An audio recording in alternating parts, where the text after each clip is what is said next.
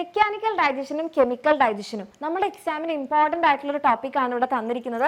അപ്പോൾ ഇവിടെ നമ്മളോട് ചോദിച്ചിരിക്കുന്നത് സ്റ്റൊമക്കിലും മൗത്തിലും നടക്കുന്ന മെക്കാനിക്കൽ ഡൈജഷൻ്റെയും കെമിക്കൽ ഡൈജഷൻ്റെയും പ്രോസസ്സ് എന്താണെന്നാണ്.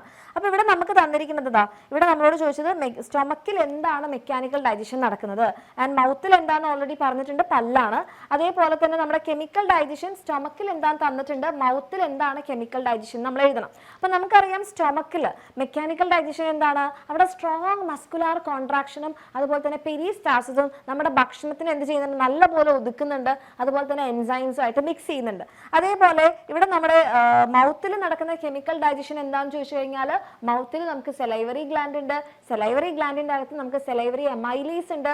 ആ എൻസൈം എന്ത് ചെയ്യും, നമ്മുടെ സ്റ്റാർച്ചിനെ സിമ്പിൾ ഷുഗർ ആക്കി മാറ്റും. അപ്പോൾ ഇവിടെ എന്ത് എഴുതാം, നമ്മുടെ മൗത്തിന്റെ കാര്യത്തിൽ സ്ട്രോങ് മസ്കുലാർ കോൺട്രാക്ഷനും പെരിസ്റ്റാൾസിസും നടക്കുന്നുണ്ട്, ആൻഡ് സെലൈവ നമ്മുടെ കെമിക്കൽ ഡൈജഷന്റെ കാര്യത്തിൽ സെലൈവറി എമൈലീസ് നമ്മുടെ സ്റ്റാർച്ചിനെ സിമ്പിൾ ഷുഗർ ആക്കി മാറ്റുന്നുണ്ട്. ഓക്കെ.